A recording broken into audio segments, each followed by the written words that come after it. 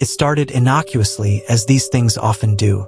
Mallory Boutique, a chic clothing store tucked into the far end of Halcyon Mall, had just opened after months of delays. Business was slow, which the staff attributed to its location in a rarely traversed wing of the mall. But things began to feel wrong before long. Mira, the assistant manager, was the first to notice the mannequin. One evening after closing, she stayed late to organize the display window. The store was silent except for the soft buzz of the overhead lights. As she adjusted a dress on the mannequin closest to the glass, she felt an overwhelming sensation of being watched. Shrugging it off, she continued her work. She turned away for just a moment to retrieve a scarf for the mannequin. But when she turned back, its head had tilted slightly. Mira frowned. She was sure it had been facing forward. "Must have bumped it," she murmured. The following morning, she found the same mannequin on the floor, as though it had toppled over in the night. No one had touched it, and there was no sign of tampering. Mira laughed it off with her co-workers, but unease prickled her spine. The incidents escalated. Lauren, one of the part-time employees, swore she saw a mannequin's arm move while she was closing up alone. Terrified, she called security, but when they arrived, everything appeared normal. The mannequins began to appear in places they weren't supposed to be. A figure dressed in a sleek black cocktail dress was found seated on the floor of the stockroom. Another was discovered blocking the fitting room entrance, its hollow eyes staring at customers. One day, Mira arrived to find the crying mannequin. Its tear-streaked face stopped her cold. Dark red rivulets ran down its cheeks, staining its pristine white face and dripping onto the display stand. Thinking it was a prank, she reprimanded Lauren, who vehemently denied any involvement. "I wouldn't mess with that thing if you paid me," Lauren said, her voice trembling.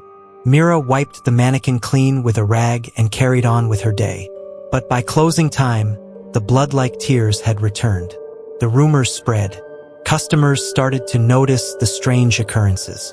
They whispered about the mannequins, about the unnatural way their plastic limbs bent, about the reflections in the glass that didn't always match their positions. Sales plummeted, and the mall's management team demanded answers. The final straw came during an overnight inventory shift. Mira and two co-workers stayed late, determined to finish cataloging stock. At 2 a.m., the store's lights flickered ominously. A soft rustling came from the display window. Mira, armed with nothing but her phone flashlight, approached cautiously. The mannequins stood there, lifeless but wrong. Their positions had shifted into grotesque contortions. One had its arms twisted backward. Another's head was turned completely around. The crying mannequin, now unmistakably bleeding, had its hand raised as if reaching toward Mira. She screamed. Mira convinced the mall to shut down the boutique for an investigation. Professional cleaners were called to scrub the stains, and the mannequins were removed and stored in a back room. For weeks, the store remained closed, and the disturbing stories faded from memory, until a mall security guard made a discovery. During a routine patrol, he heard soft weeping coming from inside the shuttered boutique. Believing it was a trespasser, he unlocked the doors and stepped inside. He found the crying mannequin sitting in the middle of the floor, surrounded by the others. Its tears glistened under the dim emergency lights, and for a moment, the guard swore he saw its chest rise and fall, as though it were breathing. The next morning, the guard was found unconscious, his hair stark white, his face frozen in terror. Desperate to solve the mystery, Mira dug into the boutique's history. What she uncovered chilled her to the bone. The mannequins had been commissioned from an eccentric artisan known for creating lifelike sculptures. The boutique's owner had insisted on custom mannequins to match the store's aesthetic, but the artisan had a dark reputation. Rumors swirled that his creations were made with a special process. Myra's research led her to an old newspaper article that confirmed her worst fears. The artisan had been arrested years ago for murdering a local woman. Authorities discovered that he had mixed the victim's ashes into the plaster he used for his sculptures. One of those sculptures was the mannequin now haunting Mallory Boutique. Haunted by what she learned, Mira decided the mannequin had to be destroyed. She enlisted the help of Lauren and another employee, Isaac, to take the mannequin to the mall's dumpster after closing. Under the cover of darkness, the three carried the mannequin out the back exit. As they heaved it into the dumpster, the mannequin's head twisted unnaturally, its lifeless eyes locking onto Mira. A low, guttural sob echoed through the alley, though no one could pinpoint its source. "Let's get out of here," Isaac whispered. They thought it was over, but the next morning the mannequin was back. It stood in its usual spot in the display window, pristine and untouched, as if nothing had happened. Mira couldn't take it anymore. Quitting on the spot, she fled the mall, vowing never to return. Lauren and Isaac followed soon after. Within weeks, Mallory Boutique closed permanently, its doors chained shut. The boutique remains sealed to this day, but whispers persist among mall employees and patrons. Security cameras occasionally catch glimpses of movement inside the abandoned store, though no one dares to investigate. Halcyon Mall had seen better days, but the installation of a state-of-the-art elevator system promised to breathe new life into the aging shopping center. Designed to connect all three levels of the sprawling complex, the glass-walled elevators were sleek, modern, and eerily quiet. The elevators were installed without a hitch, except for one small detail: the fourth button. The blueprints for the mall clearly showed only 3 levels: ground, second, and rooftop parking. Yet every elevator in the system had an additional button marked B4. The contractors chalked it up to a software glitch, promising to fix it in an update. Until then, the button was inactive, they assured management. But it wasn't. It was late on a Thursday night when the first person reported an anomaly. Mall security received a frantic call from a woman claiming to be trapped in one of the elevators. Victor, the night guard, jogged to the central hub, where he found the elevator car stationary on the first floor. The doors opened with a gentle chime, and the woman bolted out, her face pale and her hands trembling. "Where did it take you?" Victor asked, puzzled. "It stopped on a floor that shouldn't exist," she whispered. "It said before on the display. There were people there. At least, I think they were people." Victor assumed she was mistaken, just another case of a shopper too tired or confused to think straight. He dismissed her story and returned to his rounds. But over the next week, similar reports began trickling in. Chris, a janitor working the graveyard shift, was the next to encounter the mystery. He stepped into the elevator on the second floor, intending to head down to the ground level to fetch cleaning supplies. The doors slid shut with a hiss, and the display above the door blinked. Instead of descending to the ground floor, the numbers climbed in rapid succession: 3, 4, 5, and then B4. Chris frowned. He hadn't pressed anything. The elevator shuddered to a stop, and the doors parted. What he saw chilled him to his core. The floor beyond the doors wasn't part of Halcyon Mall. It was a dimly lit corridor that stretched endlessly in both directions. The walls were bare concrete, the floor scuffed with blackened stains, and a faint buzzing sound filled the air, as though fluorescent lights were on the verge of burning out. Chris stepped closer to the threshold, peering into the gloom. Shadows moved in the distance, tall, thin shapes gliding noiselessly. "Hello?" he called out, but his voice was swallowed by the oppressive silence. The shadows froze. Without waiting to see what would happen next, Chris slammed his hand on the closed doors button, praying the elevator would respond. It did, whisking him back to the ground floor. Shaking, he reported the incident to mall management the next day. They wrote him off as sleep-deprived. A month after the elevators were installed, the incident escalated. It was Saturday, and the mall was bustling with shoppers. Families crammed into the elevators to shuttle between floors. No one thought twice about the B4 button, they simply assumed it was a manufacturing oversight.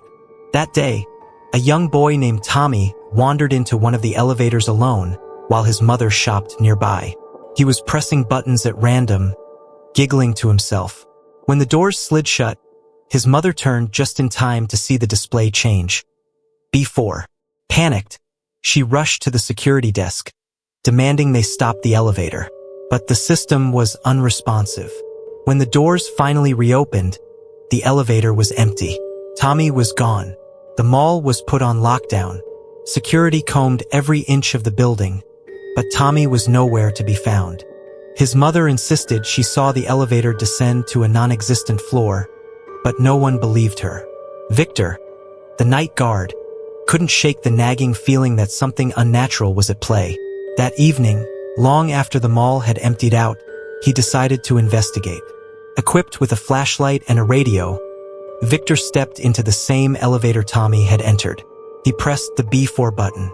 The elevator lurched to life, humming softly as it descended. The doors opened, revealing the same bleak corridor Chris had described. This time, Victor stepped out. The air was frigid, carrying a faint metallic tang. His boots echoed loudly against the concrete as he crept forward. The corridor seemed endless, but he could make out faint whispers emanating from the shadows. "Tommy," he called, his voice trembling. The whispers grew louder, coalescing into words. "Help us." Victor swung his flashlight toward the source of the sound. The beam illuminated a cluster of figures at the far end of the corridor. They were humanoid but distorted, their limbs too long and their faces shrouded in darkness. As they moved closer, Victor realized they weren't walking. They were floating, their feet hovering inches above the ground. He turned to run, but the corridor stretched impossibly far in every direction. Victor's flashlight flickered, plunging him into darkness. The whispers swelled into an agonized wail, a cacophony of voices crying out in unison. Suddenly, the elevator doors reappeared before him, glowing faintly in the gloom. Without hesitation, he lunged inside and slammed the close doors button. The wailing ceased as the doors shut. The elevator shot upward, and Victor staggered out onto the first floor, gasping for air. The mall was silent. The lights flickered ominously, and the once busy corridors were deserted. Victor glanced at his watch. What had felt like minutes in the elevator had been hours. Management eventually decommissioned the elevator system, citing mechanical failures. The B4 button was removed, and the incident was buried under layers of bureaucratic red tape. But those who worked at the mall knew better. Late at night, faint whispers can still be heard emanating from the elevator shafts, and some say the doors still open occasionally, revealing glimpses of the corridor beyond. Victor quit his job soon after, but he could never forget what he saw. Sometimes, in the dead of night, he dreams of the corridor and the figures within. And every time he wakes, he's certain he hears a faint voice whispering, "Help us." The dilapidated west wing of Halcyon Mall had been forgotten by most shoppers. Its stores were boarded up, the lights flickered erratically, and dust collected on the once glossy tiled floors. Only a few brave souls wandered there, usually looking for shortcuts or out of idle curiosity. Ethan wasn't supposed to be there, but that didn't stop him. He had spent the entire day at the mall with his friends, skipping school and burning through his allowance on snacks and cheap thrills. As the group prepared to leave, Ethan spotted the faded sign for Galaxy Arcade, partially obscured by peeling paint and cobwebs. "I didn't know there was an arcade here," he said. One of his friends shrugged. "Probably shut down ages ago." But something about the sign tugged at Ethan. While his friends headed for the exit, he lingered behind, curiosity getting the better of him. The entrance to the arcade was blocked by a partially collapsed metal gate, but Ethan managed to squeeze through the gap. Inside, he found a dimly lit room filled with rows of old arcade machines, their screens dark and dusty. It smelled like mildew, and the air was heavy with an unexplainable tension. Yet one machine stood out. At the far end of the room, a single arcade cabinet flickered to life, its neon lights casting eerie shadows across the floor. The screen displayed the title, Wishmaster.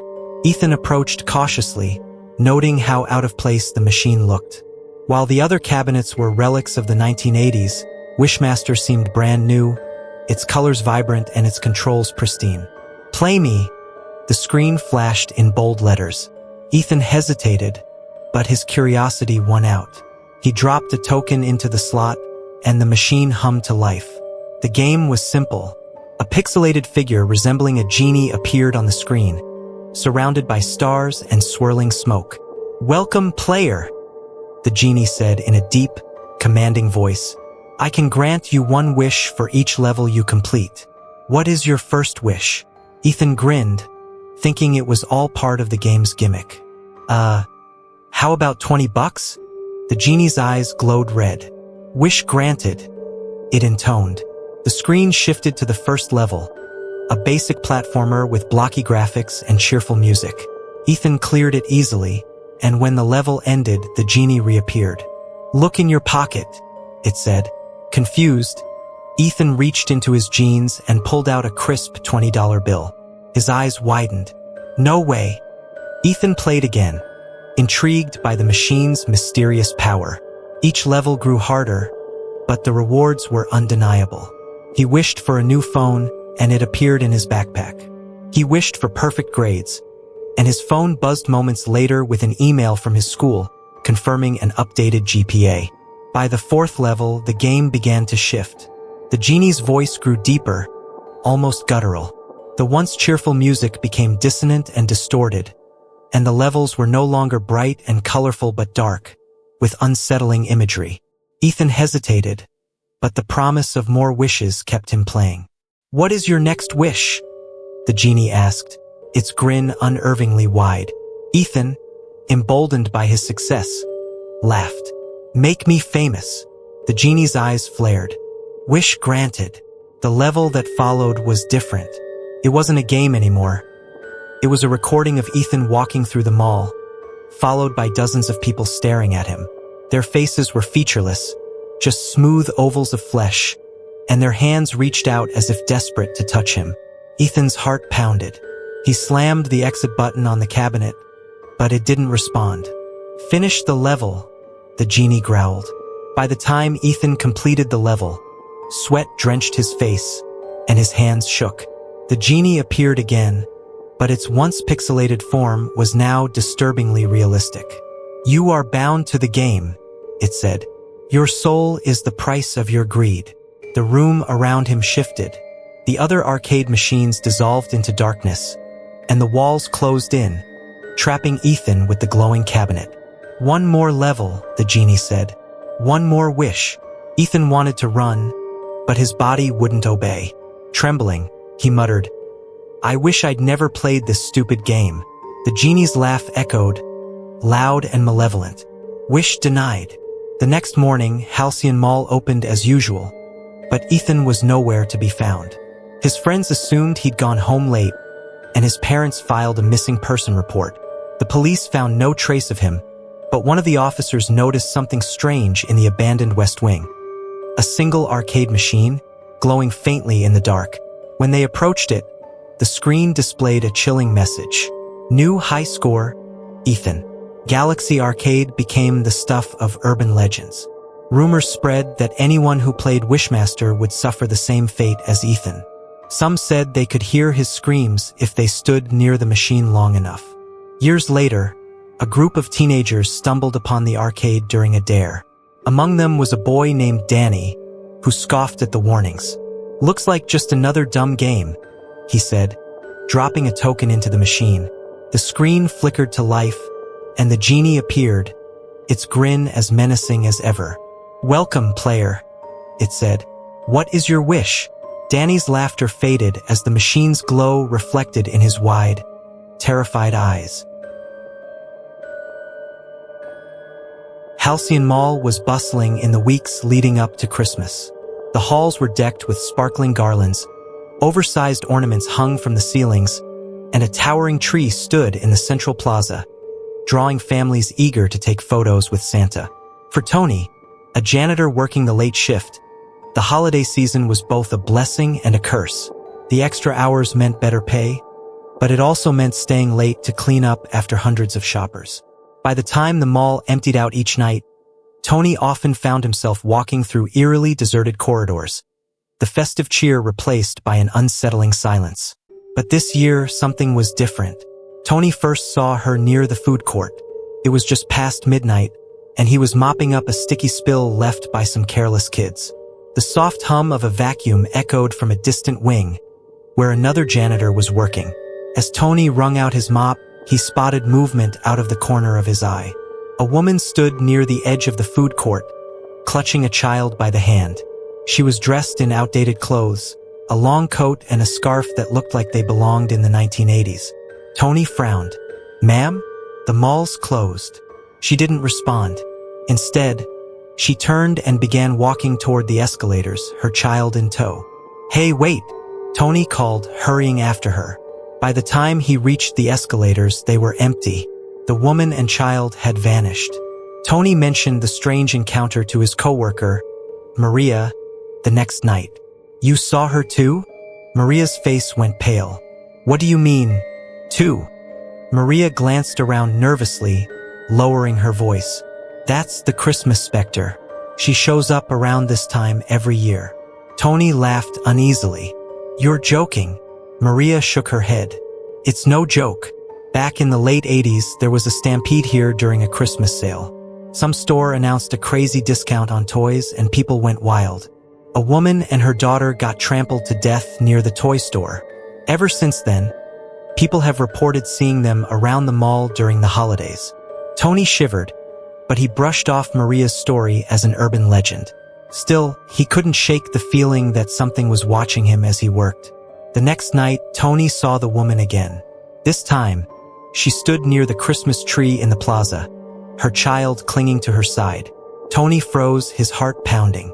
The woman's head turned slowly toward him, and though her face was shrouded in shadow, he could feel her gaze boring into him. The child began to cry, a soft, pitiful wail that echoed through the empty mall. Tony's legs felt like lead, but he managed to stammer, "What do you want?" The woman raised her hand and pointed to the upper level, where the toy store used to be. Then, as suddenly as they had appeared, she and the child dissolved into thin air.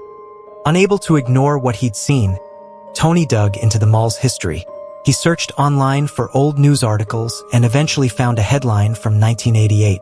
"Tragic Christmas Stampede Claims 2 Lives at Halcyon Mall." The article detailed the chaos of the event. Shoppers pushing and shoving to grab discounted toys, the screams of the injured, and the horrifying moment when a woman and her daughter were knocked to the ground and crushed underfoot. Tony's stomach churned. Maria had been right. He read on, learning that the toy store had closed down soon after the tragedy. The space had been repurposed over the years, most recently as a pop-up holiday shop. A week later, Tony was cleaning the second floor when the lights began to flicker. His radio crackled with static, and a cold breeze swept through the corridor, though all the windows were sealed. He rounded the corner and froze. The woman and her child stood in front of the former toy store, their figures translucent and shimmering like a mirage. The child turned to face him, her wide eyes filled with tears. "Help us," she whispered, her voice barely audible. Tony swallowed hard. "How? What do you need?" The woman raised her arm and pointed to the store's entrance. Tony noticed the faint outline of handprints smudged on the glass door, small, childlike handprints that hadn't been there moments before. He approached cautiously, his hands trembling as he pushed the door open. Inside, the air was icy, and the faint scent of pine and cinnamon lingered, as if the store still carried traces of long-ago Christmases.